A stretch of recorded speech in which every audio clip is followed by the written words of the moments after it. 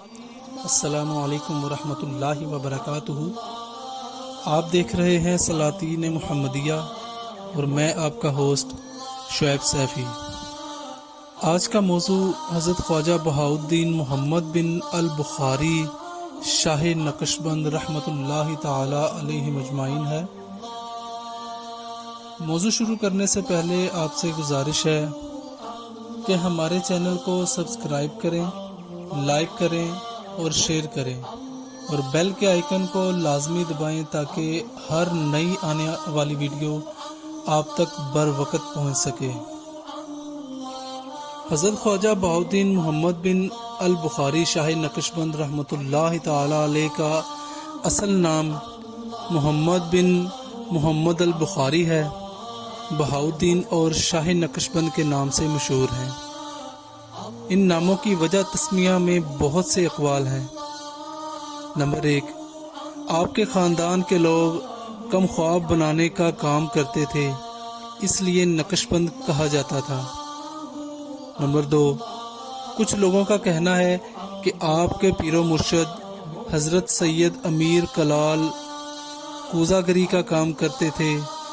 جب آپ کوئی برتن الاؤ میں ڈالتے تو اس پر اسم اللہ نقش ہو جاتا۔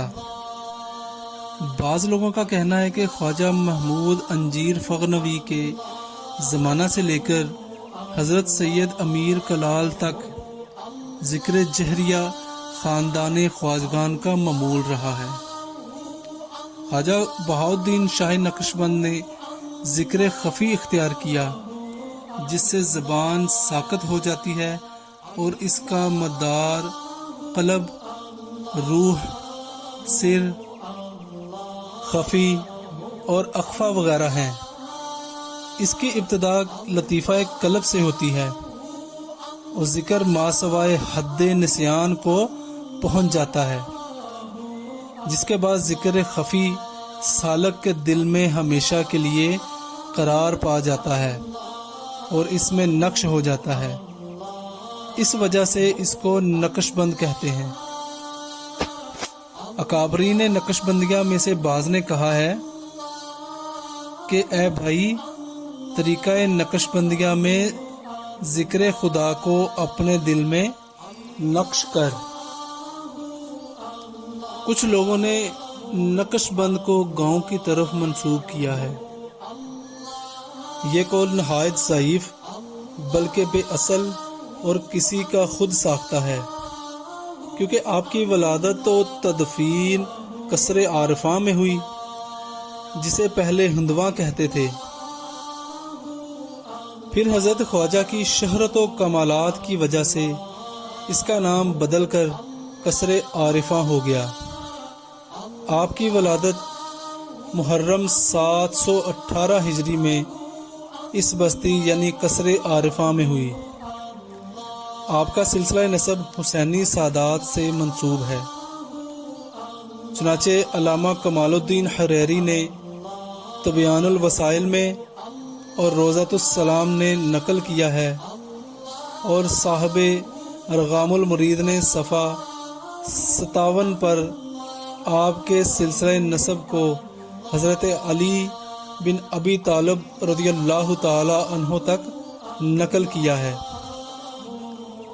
ظاہراً آپ حضرت سید امیر کلال سے بیعت تھے، لیکن حقیقتاً آپ اویسی ہیں اور حضرت خواجہ عبد الخالق غجدوانی کی روحانیت سے تربیت یافتہ ہیں۔ اس کے بعد سید امیر کلال خواجہ محمد بابا سماسی کا کہا بجا لائے اور فرمایا، میں نے پستان کو تمہارے لیے خشک کر دیا اور تمہاری روحانیت کا مرغ بشریت کے انڈے سے باہر آ گیا، لیکن تمہاری ہمت کا پرندہ بلند پرواز ہے۔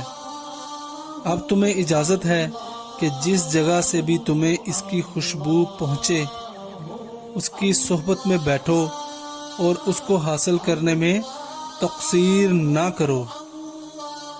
یہی وجہ تھی کہ اس کے بعد حضرت خواجہ نے 7 سال تک مولانا عارف کی صحبت اختیار کی جو سید امیر کلال کے مرید و خلیفہ تھے۔ اس کے بعد ترک کے مشائخ میں سے 2 افراد کی صحبت میں بھی رہے، جنہیں شیخ قسم اور شیخ خلیل عطا کہتے ہیں۔ حضرت خواجہ شاہ نقشبند نے طریقہ قبوریہ میں حضرت سلطان الدین شہید سے بھی کسب کیا۔ آپ سے لوگوں نے پوچھا کہ آپ کی درویشی موروثی ہے یا اکتسابی؟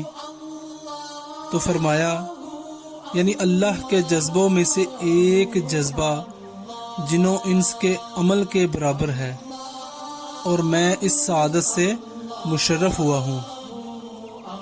پھر لوگوں نے پوچھا آپ کے طریقہ میں ذکر جہر اور خلوت و کمالات ہے یا نہیں؟ تو فرمایا نہیں۔ پھر پوچھا کہ آپ کے طریقہ کی بنا کس پر ہے؟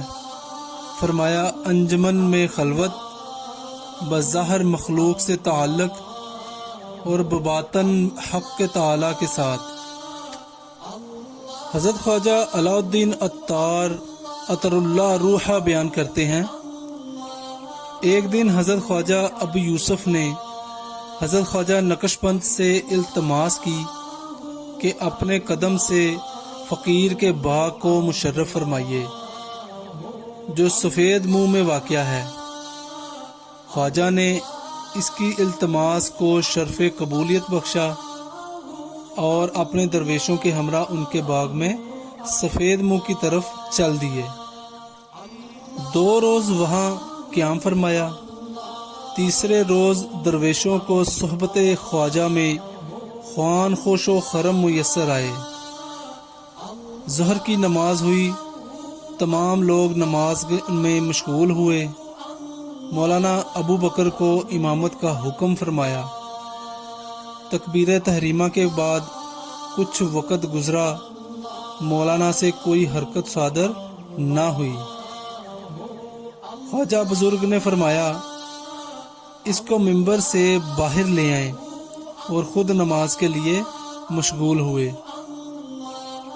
حضرت خواجہ نماز میں کھڑے ہوئے تو ایک ہیبت سی اس قوم کے دل میں پیدا ہوئی، اور ہر کسی کے دل میں ایک کیفیت نے تصرف کیا کہ وہ نہیں جانتے تھے کہ نماز پڑھ رہے ہیں یا ابو یوسف کے باغ میں ہیں۔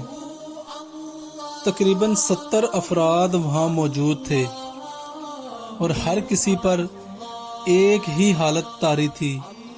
بعض رو رہے تھے اور بعض جنگل کی طرف بھاگ گئے۔ مولانا ابو بکر نے اپنا امامہ اتار دیا اور ادھر ادھر بھاگنے لگے اور کہنے لگے میرا دل مجھ سے رنجیدہ ہے اور میرے سر میں خاک و خاشاک پڑے۔ صحیح قول کے مطابق آپ کی وفات 3 ربیع الاول بروز پیر 791 ہجری میں 73 سال کی عمر میں ہوئی۔ قصر عارفہ سے آپ کی تاریخ وصال حاصل ہوتی ہے۔ آپ کا مدفن بھی قصر عارفہ میں ہے۔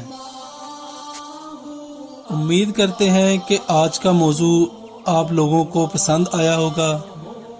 مزید نئی ویڈیوز کے لیے ہمارے چینل کو سبسکرائب کریں، لائک کریں اور شیئر کریں، اور بیل کے آئیکن کو لازمی دبائیں تاکہ ہر نئی آنے والی ویڈیو آپ تک بر وقت پہنچ سکے۔